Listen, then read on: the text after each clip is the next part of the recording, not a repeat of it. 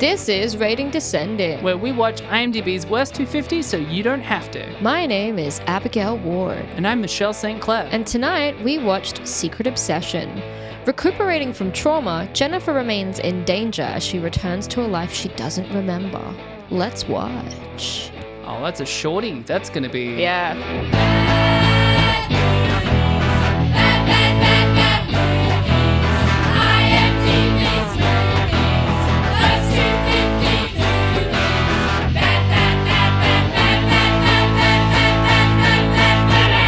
Michelle, Claude said something to me the other night that's really struck a chord, and I wanted to check this with you. Okay. I have thoughts. Granted, both me and him were drunk when he said it, but he said, I'm a very, mask person, I guess, for a woman. I like to, front up a lot and, say a lot of weird masked quips as jokes. Claude said that I was the most like Matthew McConaughey he had ever met, the person most like Matthew McConaughey he had ever met. And I was like, wow. What do you mean? He was like, pure bravado, pure. No, okay. You know what? At first I was like, what do you mean? I mean, this is a very distinct man that is incomparable to many, and yet to be compared to Abby is a strange thing, but pure bravado, Claude's cracked it. Claude's totally nailed it. Absolute, almost unwarranted, ungranted confidence. You're right. All right. Which I think is really funny, having known you for so long. It's not like when I met you, you were all pure bravado. You still had a sense of confidence about you, I would say. You've always have, but it's not always come from internal confidence. It has been like a worn, like a jacket that you wear of confidence. And yet, at some point in time over the last few years, I have watched it completely from within. You have McConaughiyed. I have? Oh my God. This is your McConaissance. To McConaughey is to glow up. To McConaughey is to believe in yourself inherently. To McConaughey is to walk through the world knowing that even if you actually aren't, you're hot shit. You're the best. Yeah. You're incredible at everything that you do. And I think it's vital to McConaughey. And I think that unless you're being a cunt to people, there's no problem with having a lot of confidence in yourself whatsoever. Yeah. And I'm proud of the fact that, and thank you for that. That's really nice. I think that when I was younger, oh God, I was so insecure, and I still have insecurities, but my confidence was a farce. It was a bluff. It was definitely a fake it till you make it situation. You were playing poker with the world and you had nothing more than a pair of twos, but no one else was playing poker. It was not required to bluff. No, I actually just had chess. The jokers of the pack. Someone forgot to take them out. It's just a 3 and a joker, and you're like, go fish. Snap. Yeah, thank you for that. I mean, it's so true. I think that maybe I have peaked in life. If I am a Matthew McConaughey, that's a huge statement to make. And I think Claude said it off the back of me showing him. Oh my God. And again, we were drunk. I feel like I already know what this is because of how obsessed both of us are with this. We were drunk and I showed him Sahara with Penelope Cruz and Steve Zahn. I don't think it's... What did you think I was going to say? I thought you were going to reference his Oscar-winning acceptance speech when he won for Dallas Buyers Club, where he told the story about how his hero was himself, his childhood hero was himself, and went on a long tangent about his mother's pot of gumbo that she would make for him. That's right. He starts his speech with all right, which is his opening lines in Dazed and Confused, his debut role. He's just completely self-obsessed. It's hard at the Oscars to make a notably ego-fueled acceptance speech, and yet he did it. I was going to say, it's off the back of Sahara, and in Sahara, he's this rugged guy, sailing boats through these waters, and he sees Penelope Cruz getting the shit beaten out of her by 2 men in Mali, on the coast of Mali. He stops the boat and he spears them with his fishing spear. Whoa. And she's just being choked, and she sees basically Matthew McConaughey dagger in hand fighting these two guys off, and then there's a lens flare and he comes into view over her and he's like, you alright? Let's get you back on the boat. And I'm like, that looks like a fucking video game cutscene where she blacks out and wakes up on his boat. But he's Matthew McConaughey is such an undeserving action hero. He's ridiculous. I find him hard to like, and yet I adore him anyway. He had that period. I always feel like it's primarily characterized by the movie Fool's Gold, a movie that has, I feel like a lot more people know it than should. And I have watched it. It is like a perfectly fine, entertaining. It's probably a good usage of the 5 out of 10 on our rating scale. Like, it's fine, but it's also nothing. Where he was going from being like rom-com guy to different roles where they were like, can he do fun action adventure? Yeah, maybe he can do this. Yeah, we certainly know that we can lose him in 10 days, but can he like really hold a... What's his gold like, huh? Yeah, that's right. I love that I showed Claude Sahara off the back of showing him National Treasure because I was like, it's the same man, because National Treasure, which by the way, I think is flawless. I think it's... Hang National on, Treasure whoa! flawless. I stick by that so wholeheartedly, and Nick Cage as an action hero is fantastic. He's so passionate. Ben Gates is so passionate about what he's looking for, about American history. It's not about the money. It's about figuring out this mystery for his family. And there's this bit, like, he spends the whole film reciting bits of information to himself. He's like, the secret lies with Charlotte. I'm going to steal the Declaration of Independence. He's always whispering to himself. It's great. He is always whispering. It's fantastic. I remember you showed me that movie and I was like, I see why everyone loves this. This is very fun and enjoyable, even if it's not clever. Michelle, I'm just going to go out on a limb. You know what? If I'm the Matthew McConaughey of action heroes, you're the Nicolas Cage in National Treasure, because I can imagine you pursuing this goal, doing it with a certain level of knowledge and love for the actual history and intellectual identity of what you're searching for, rather than the material benefits you could reap out of it. You know, I'd be Matthew McConaughey fucking stabbing guys in Mali, but you would be Ben Gates fucking figuring little riddles out on an old pipe. That's you. Thank you. I love that comparison. I feel like you've done it. Many people have tried over the years to specify the differences between Michelle and Abigail, and I think you've just done it. You're the McConaughey and I'm the Nick Cage. Thank you. Thank you so much for saying I've McConaugheyed in life. I think that was just... I know I started this dialogue, but God, I love getting validated. You went to sleep as a caterpillar who was unsure of yourself, and then you crystallized overnight and woke up going, all right, all right, all right. Speaking of going to sleep, this week we watched Secret Obsession. Nice. Yeah, this is one of the newer movies we have. I feel like the ones that are newer and more recent are less fun because there's something really enjoyable about the nostalgia of an older bad film, about the visuals of an older bad film. You can look at the costuming and the effects, but newer bad films, you're like, this is just, and very much particularly this film, Secret Obsession, this is just trash pumped out by Netflix. Whilst I agree that in general, a lot of the more recent films have been more boring than anything. Personally, I think this movie is everything that I love in a bad movie. It's it represents one end of a spectrum and the other side is Grease 2 and other schlocky things. It really does, because it's a fucking thriller, but I didn't hate it because it's a Netflix piece of trash, but it means that it looks pretty and it goes quickly. It moves quickly. So I don't care. I was actually I gotta say, it's trashy, but I was engaged. I followed the story the entire way through, maybe because it was such a predictable story. I didn't feel confused or overwhelmed at any point. I was like, all right, I know exactly what's gonna happen. But I was still watching the entire thing quite engaged. And this movie, as you said, it is predictable. It is, the meme of I told a bot to watch 1,000 hours of said genre and then this is what they came up with. This is that movie for this kind of psychological thriller, which is basically just a horror movie that's not scary a lot of the time. I feel like psychological thriller is we didn't know what genre to make it. I gotta say as well, it was weird watching Brenda Song being our leading lady. I expressed this. I rewatched this with Brooke last night, my girlfriend, who this will come back at the end of the podcast. This is Chekhov's girlfriend. Chekhov has a girlfriend? Up top. Nice. That was it. That was the prestige. You did it. I expressed to her last night that I like Brenda Song more than I feel like I should. I don't have much reason to. She was very great back in her Disney Channel days as London Tipton, easily one of the most funny and well-played characters of that era of Disney Channel original TV series. And then after that, I've only either seen her in small enough parts that I shouldn't remember them, like in Social Network or a few episodes of New Girl, where I just really liked her in that, or things that are bad. I don't know why I like her. She's just charming. I like her on screen.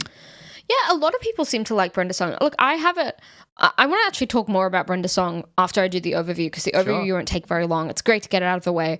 You're going to make me look like a real piece of shit right there, right? Like, 'cause she's totally cancelled, she's awful, and I'm going to just have gone like, I love Brenda Song. Yeah. Well, actually, Brenda Song came out recently saying that the BLM movement was absolute bullshit. So why don't you fucking check your privilege, Michelle? I'm actually stopping this podcast right now. I don't want to give you a voice, all right? She said, I stand with Dave Chappelle and J.K. Rowling. And I'm like, no! Everything you said just got censored. So, sorry. This is just me now. I'll just run through the overview and I want to return back to Brenda. Just a quick overview about this film. 2019 film, made by Netflix, 4.4 stars on IMDb. Mm-hmm. It was also directed by Peter Sullivan, and Craig Wenman helped him write the screenplay as well. But like, I looked into these guys and there's nothing going on. What a shock. Here is the overview to Secret Obsession. On a rainy night, our heroine Jennifer, while escaping an unseen attacker, is struck by a car. She wakes up in the hospital recalling nothing about the incident or her life prior. Her husband Russell takes her back to their secluded home and reminds her that her parents died in a fire 2 years ago, that she had quit her job, and that she rarely talks to her friends anymore. Jennifer becomes sus about Russell when she realizes he locks her in at night and manipulated their wedding photos. Meanwhile, a local detective, and by the way, I really want to talk about that detective. Oh, yeah. Grows suspicious of the case and finds Jennifer's parents' rotting corpses. He finds out Russell is actually Ryan, a former colleague of Jennifer and her real husband. Jennifer finds the real photos of her husband and her memories return. She tries to escape but is caught by Ryan. The detective attempts to save her but is also subdued. Jennifer ends up fleeing into a nearby forest and with the help of the detective shoots down Ryan. Nice. And that's the whole film. That's a pretty succinct summary, and it's because it's one of those movies where not that much happens. Yeah.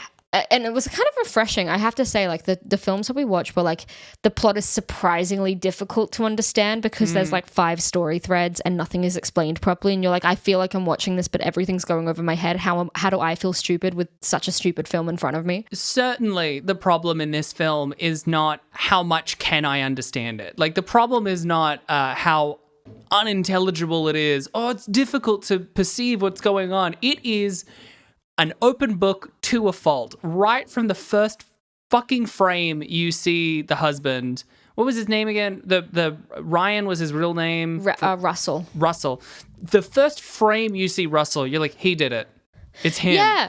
He's like so sinister. His beard is too neatly trimmed. Have you seen the poster? The poster is her looking worried and him looking back at her really sinister. And you're like, it's him. Yeah. He did it. It's the classic poster where the protagonist is in the center looking off to, like, say the left. And then there's the evil person with, like, looking over their shoulder behind them, like looking towards the protagonist. You're like, great, yeah. It bothers me. Gives everything away. Because there is a movie where we just know, like, they know that we know, and we're watching her figure it out, but maybe she figures out quickly, right? Like 20, 30 minutes in, she figures it out.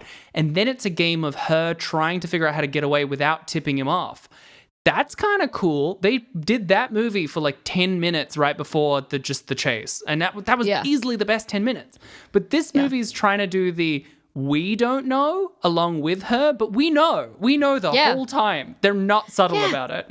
Not at all. I mean, yeah, the plot was like, just, you could see it coming a mile off. Everything was like really like hackneyed and ridiculous. My favorite scene was when Russell beats that dude up at the beginning of the film and buries him in the backyard. And he's just like, why are you asking about Jennifer? And the guy's like, who are you? And he's like, her husband. And then he like flicks out this like little baton to beat the shit out of him with. Yeah. And you're like, he did it. It's him. But that guy also earlier, we see him arrive at the hospital right after she's left. He has flowers. It's like following him all sinister and spooky. And then we see a vaguely tan-skinned man with black hair and a beard looking angry who goes, I'm just a concerned party. And then he gets killed and never comes back. Like, he's nothing. And I didn't understand why who was he? Why was he a concerned party? I don't know if you looked it up, but Brooke looked it up because she was very bothered by it. He's just a concerned party. Like, he was playing it total open book when he was like, I'm here because I'm concerned. That's it. There is no explanation.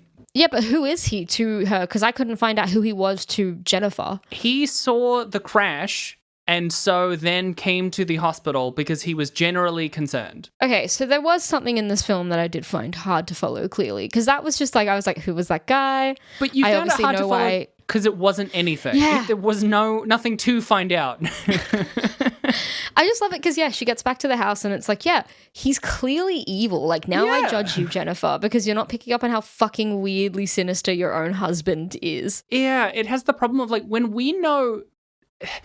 You can have it be interesting where we know more than the protagonist, but it's really hard to not make it just feel like the protagonist is dumb. Yeah. I gotta say, like, also quickly with Russell, and we are getting back to Brenda in a moment. Yes. Really quickly with Russell, the guy that played him, Mike Vogel, I think his name was, or Mark Vogel. His beard was so like neatly trimmed and like his dress shirts were so tight. Yeah. I was like, I bet that guy just reeks of cologne. Like, I was just so turned off every moment he was on screen. I was like, I bet he just pours cologne on, and I bet he wears like the tightest little chinos. Like, couldn't stand the guy. Couldn't stand the guy. Yeah, and Real turn off. The guy that plays the actual husband, it like has very genuinely, I think that was good casting because he has good, kind eyes, and you see him and you're like, what a nice man. He does. And like, he looks kind of similar to the evil guy, Ryan, like the non-real Russell. And I was like, that's fun, although maybe just all American actors do look the same, because as you and I have said many times, when we play celebrity heads and we choose an actor from America with brunette hair, you're like, fuck. It's impossible.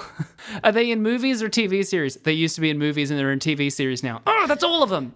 Shit. I remember one time we were playing celebrity heads and you had chosen Jim Carrey and I guessed Mike Myers, and we realized that there was a huge overlap in because we were who they even are. like in a beloved but critically derided Dr. Seuss adaptation in the early 2000s. That's both of them. God damn it. How is that both of them? They were a comedian in the 90s and came up for being their wild humor. That's both of them. White brunette guys. But isn't Mike Myers technically from Canada, or is that the only thing that's different? Well, Jim Carrey's also from Canada. What? Yeah. Oh my god, are you serious? Yeah. What the fuck? I can't believe that. Anyway, we're talking about the wrong actresses. Brenda Song, all right? Yeah. Tell me about Brenda Song, because I have so many thoughts in this movie, so I want to get through the actors. Well, really quickly, what I want to say is that Brenda Song, people like Brenda Song a lot, but I never watched The Sweet Life of like Nick and Cody. Zach and Cody. I never saw the Disney universe that she was a part of, so I'm actually like just not familiar with her at all. Or Wendy Wu, the Disney Channel original movie she was in, which if I remember was one of the first times that they had an Asian lead for, Wendy Wu, Homecoming Warrior. Oh, nice. It was great. It was a great one. It was a good era. It was needed. All I know about Brenda Song after briefly looking her up is that she's married to Macaulay Culkin, has a baby with him. Well, that's neat. Okay. Yeah. Cool. Wow, that's the kind of thing that I'm like, it doesn't upset me. It surprises me, and I don't know why it would. I went down this weird rabbit hole where I was like looking up fucking Brenda Song, and then I was looking at Macaulay Culkin, so then I was looking at Mila Kunis, and then I was looking up Ashton Kutcher. Wait, how'd that... Ashton Kutcher. Also another brunette American actor that would be really hard to identify in celebrity heads, which is, again, my new favorite category of this podcast. He seems like a really just like decent dude. Like, just from everything I've seen, like, he seems like a really wholesome family man. That's neat. He sounds like a cool guy. Him and Mila Kunis make, like, the sweetest little TikToks together of them just, like, being happy couples. Like, them just, like, being at home together doing, like, cute things, and them joking about reading articles about how they've just broken up. It's very sweet. It's very wholesome. That's sweet. But back to Brenda Song. I'm not familiar with her very much, so this is, like, really one of the first things I've actually watched her in. Not impressed. She has a really nice husky voice. That's kind of all I've got to say about her. Yeah, I like her voice. And shiny hair. I disagree because this is a movie, like, for one thing, you don't read this script and think, I can't phone it in, right? Like, it's obvious from the outset that this isn't a great movie. So she didn't need to try very hard. I feel like she was doing a good job. It's hard to do a good job with, like, absolutely turgid dialogue, but there's, like, parts at the end, like, when he's broken her foot and then he's putting pressure on it to make her promise that she won't try and escape again. Normally in a movie like that, they'd go, ow, and it'd still be like trying to look really hot while being in pain and like making noise that are like, oh, ow, and you're like, oh, so sexy while in pain. But she was like, like really going for it. and I was like genuinely like impressed. I thought she was giving it. I agree. She was like giving proper like grunts and screams, and in the action sequences, it was pretty good. But I guess like this is probably just down to the screenwriters. Just no character whatsoever. Yeah. Jennifer was like the blandest woman I've ever met. I was honestly like, why is he obsessing over her? They are all the least interesting character. It fits the horror profile of like, it's about boring wealthy people. They have a giant home. It's the paranormal activity phenomenon. They are empty vessels. They truly are.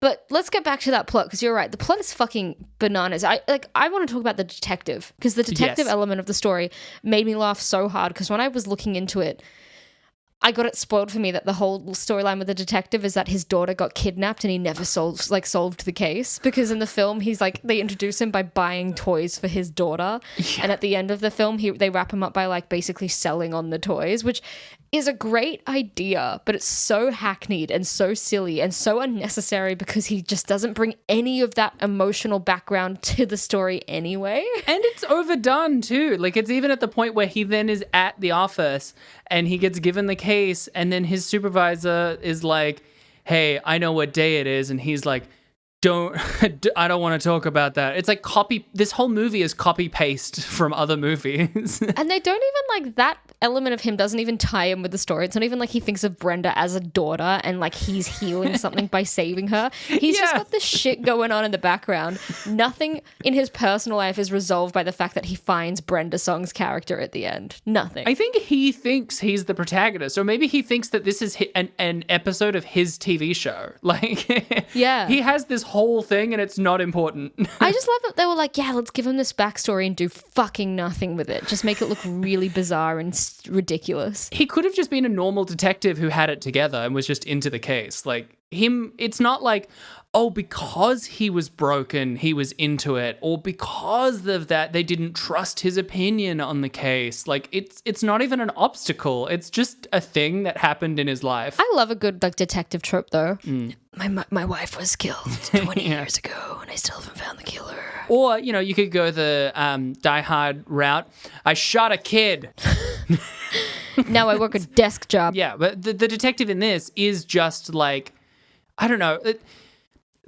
I think of him as like, when you like you see a meme or something and it's been like screen capped 20 times and like the JPEG compression has started to really make itself apparent and totally destroy the image.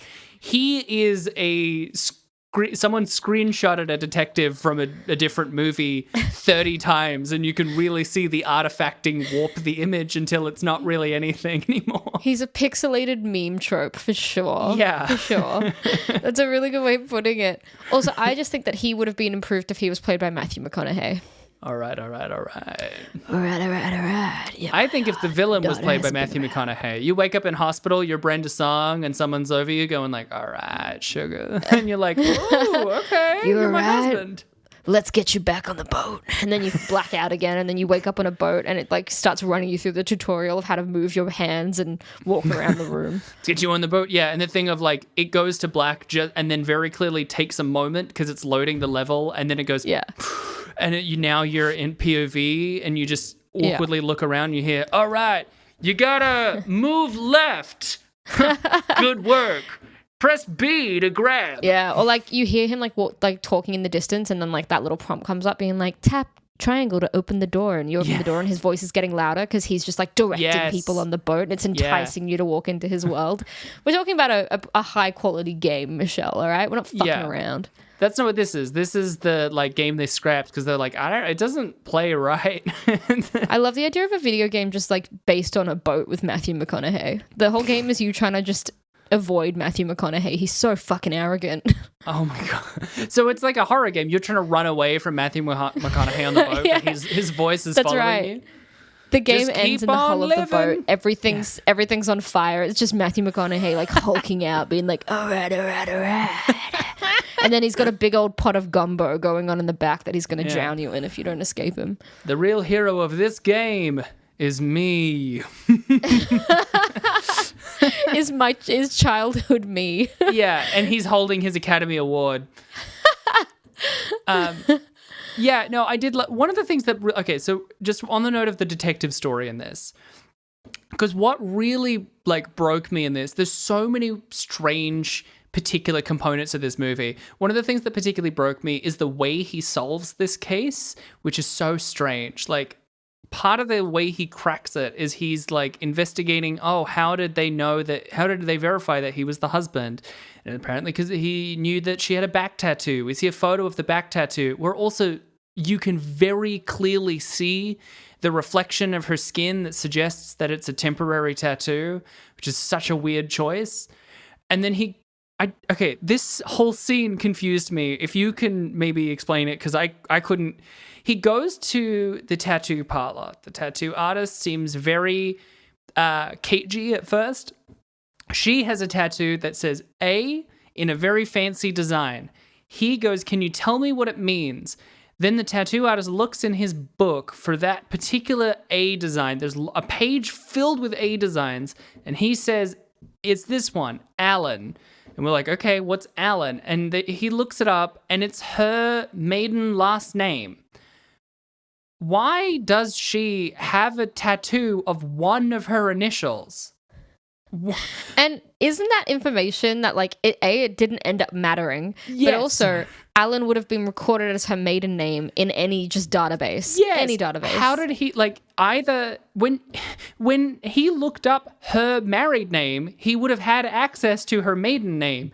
If the married name didn't lead anywhere, then it's a fake name. Like, what's happening? And, like, as soon as he finds out very quickly.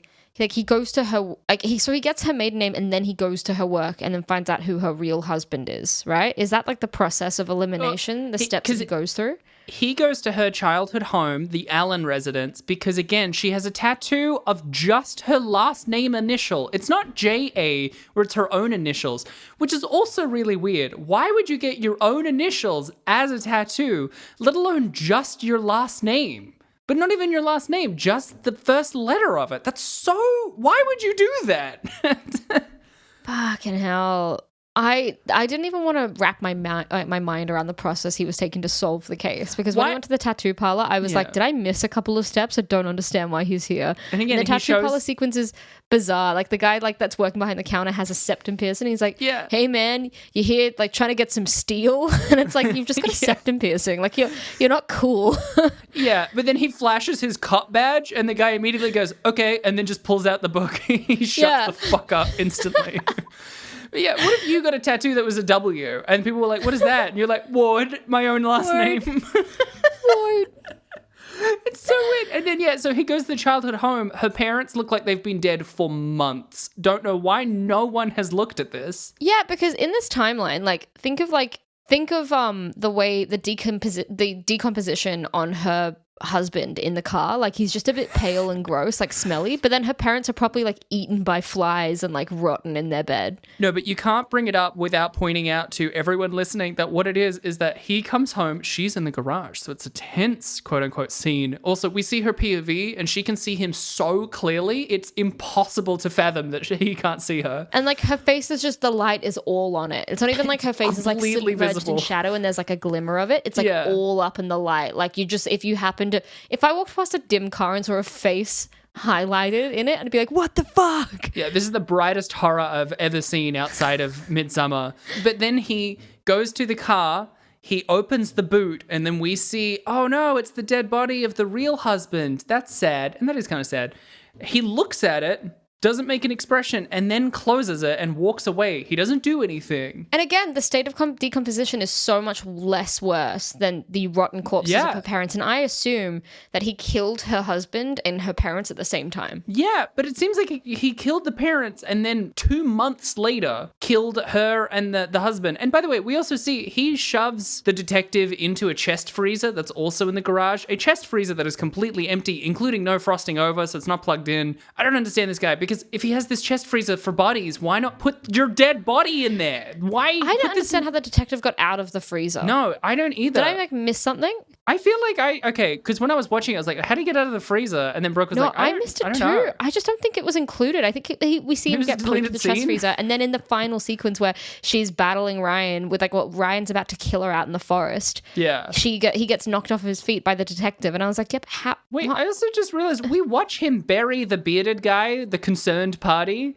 Why Yeah. didn't he bury the husband who was still in the car? This guy has no formula. Like, he's the worst villain. Also, side note, like if you're going to try and pretend to be someone else and gaslight this woman into, and this is not me misusing gaslight, this is correctly using gaslight, Yeah. and gaslight this woman into believing that you're her real husband, move out of town. Stop running into people. He runs into like 5 people that are like, hey, we didn't hear from you because you gave us a fake number and fake address. And he's like, Although I got to go home. I gotta say though, man, like the house that they had was so nice. I would also just risk everything to be able to live in it. Oh no, it was secluded. It was out of town. I just start going to a different town. That's what I mean. Go. Yeah, like, you're right. just stop interacting with everyone. They can only find him because he stays around. Fucking hell. Part of why I love this movie so much is my own personal connection to it, because I actually watched this movie on my second date with Brooke.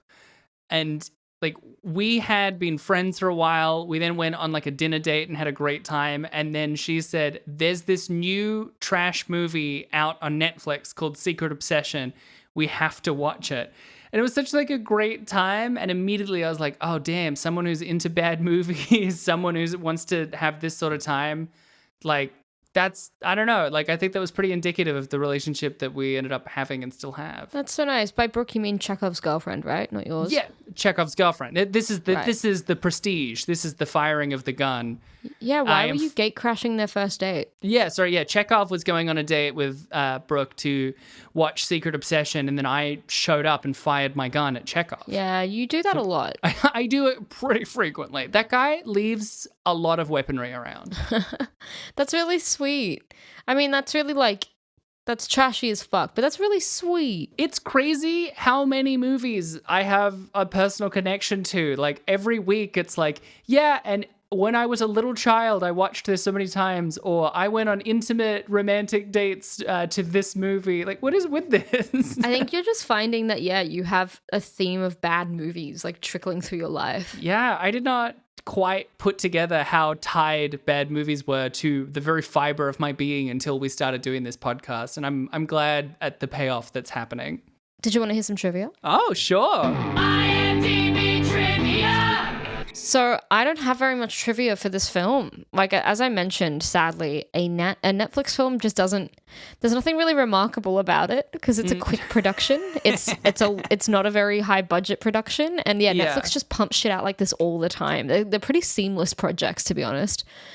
This is my one piece of trivia for you, and it made me really angry. Oh. In just 28 days, 40 million viewers tuned in to Secret Obsession, putting it in the top 10 most viewed Netflix originals ever.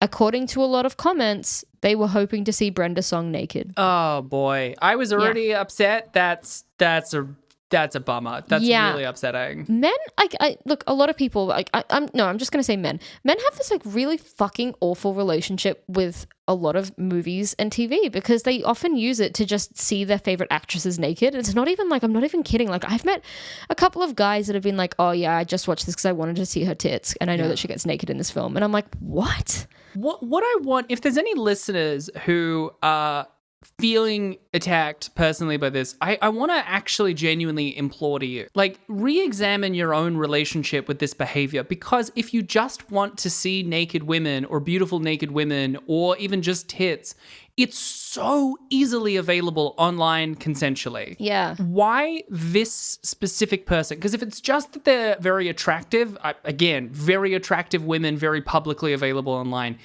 it is entirely about like the forbidden invasion of privacy kind of aspect of it. And I really want you to re-examine your behavior in involvement with this. Like, why are you compelled to do this? 100%. It's like, if you're the kind of person where you hear about a celebrity's nude leaks and you seek them out, fuck you. Like, fuck you. Like, they are clearly not okay with that.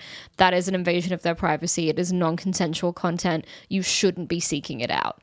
that is like a level of fucked up. And I think that with a lot of actresses that like if you're watching films for that reason, you're watching films for the wrong reason. There is a different platform that you can get that satisfaction out of. It means that just inherently you're not respecting them as an actress, you're respecting them as an object for you to lust upon and desire. Pathetic. Grow up. Actually just grow up. Grow up. I will also say, like, on a note of the first half of what you said, 40 million people tuned in to watch it. That frustrates me because I feel like Netflix has found a way to, with streaming services, we've replaced the straight to DVD movie, right?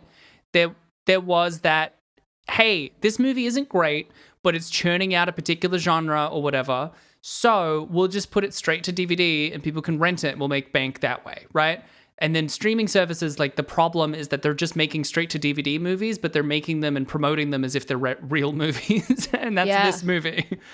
But like 40 million people, like imagine what that translates to in terms of box office, right? If everyone paid a ticket to a cinema. Now, not everyone would necessarily pay a full price movie ticket, but it's outrageously frustrating considering how much they don't pay their crew, how much they weasel their way out of fucking contracts, how much they aren't pumping that money into smaller cinema and then not like archiving at the very least. Like Netflix could be such a different thing than it is, and they're apparently getting 40 million people to watch Secret Obsession that would fundamentally change the fortunes of a film studio if it was a theatrical release watched by that many people.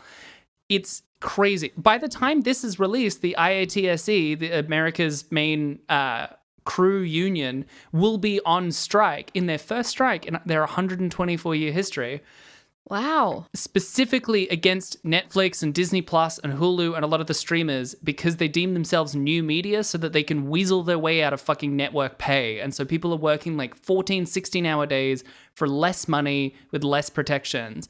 Netflix, you're making enough money to do it. We know. Yeah. 100%. I think I fucking hate this film because it's another example of Netflix churning out absolute trash with a lack of care and a lack of care, not just for the story and for the audience, just for the actual like cast and crew that are probably part of this as well. And they're getting rewarded for it. People are tuning in. People are watching this trash, and like obviously also for the wrong reasons. And it's just fucking frustrating. Yeah, I mind when people are watching just to see Brenda Song naked, but I don't mind like 40 million people watching this doesn't upset me. 40 million people watching this and knowing the implications of what that would mean to a lot of people if that wealth was distributed, that bothers me. But 40 million people can watch Secret Obsession. I think it's a funny movie and I will watch it again. It's a silly movie, but the homepage of Netflix often just makes me miserable because like the top 10 in Netflix, you know, last year in lockdown when everyone couldn't stop talking about Tiger King, the documentary series. Yeah.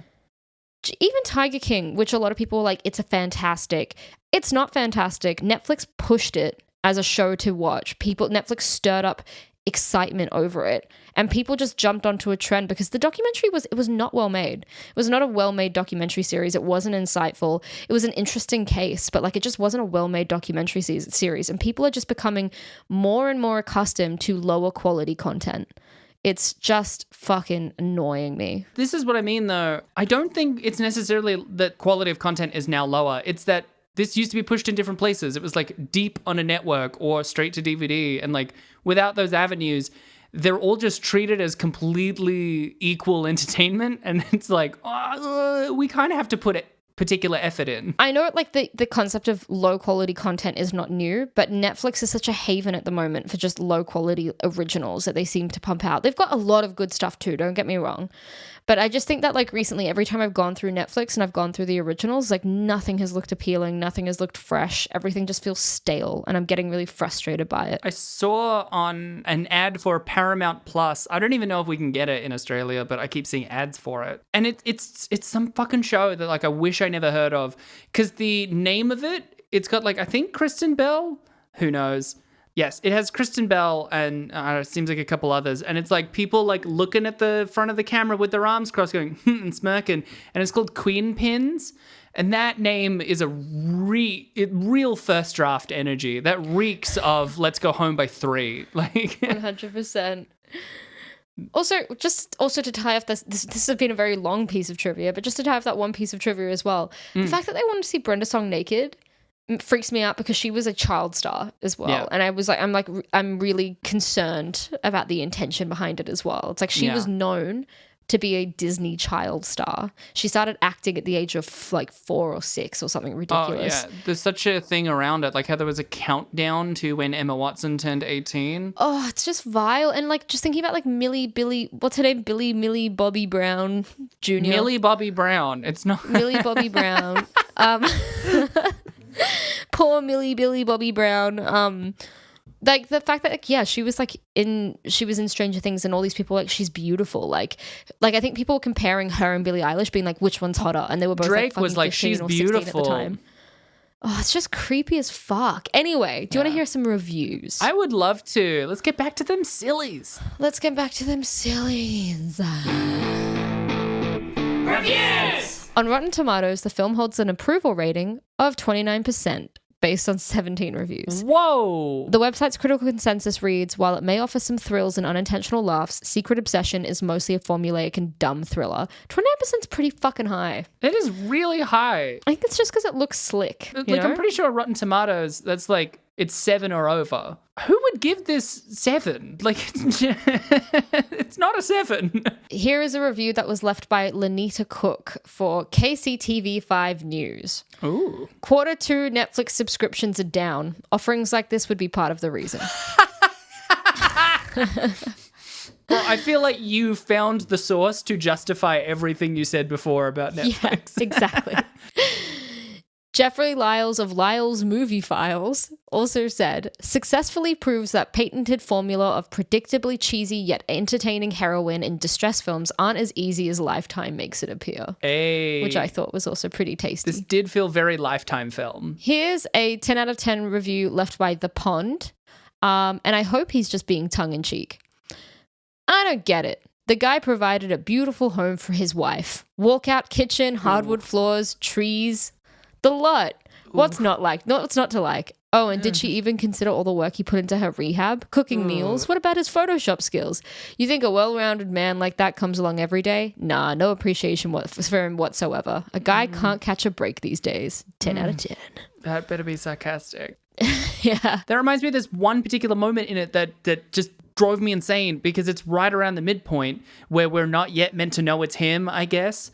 And she is a little upset and having a bad time. And then he gets frustrated that she doesn't want to have sex with him necessarily. And then like grabs her arm and starts being directly mean to her, which is like, okay, I guess are we now meant to go like, maybe I'm suspicious of him. It's weird. But also he's literally like, after all the things I've done for you, I'm your husband. Yeah. It's crazy. And to me, more than anything, I'm like, I don't know how she possibly goes to sleep in the same bed after that. Like, I find it hard to go to sleep when I have like a mild disagreement with someone, you know? He basically threatens her and is like, you're my wife, I'm allowed to have sex with you. Like, he's trying to pressure her into sex. He grabs her arm and becomes violent. And then he's just like, he basically walks out and like she just goes to bed. She just like turns around and goes to sleep, and it's just fucking terrifying. And then he goes into another room to watch her sleep through a CCTV camera. It's just fuck. Just strange because she's right there. Just roll over. She's right there. Yeah, he's watching her and he's like, "Good night, Jennifer." It's like, just stay in the room. just you were already there with her. It's so weird. And this review is another 10 out of 10, and it's called "This is the Best." This movie is the best movie I've ever seen. This also made me cry in the last. This is such a wonderful movie, I must say. This movie is thriller and sometimes even emotional. I love this movie so much. 10 out of 10. A real hallmark, pun intended, of these reviews is how frequently they repeat this movie. Well, Michelle, what's your review of Secret Obsession? I mean, like, it's bad. It's poorly made. I stand by it. Is like someone is walking with like a plate of food for everyone, and then they drop it and they go, and they just like pick it all up. And then now everything is all combined and none of it's good anymore. That's what this movie is, right? That sounds like when someone's like, they make a cheesecake but drop it, and they're like, it's a deconstructed cheesecake. Yeah. Yeah. This is like a deconstructed movie. It's a deconstructed movie, but all of the pieces of it are low quality ingredients. Like everything is a reflection of a reflection where it doesn't quite look right.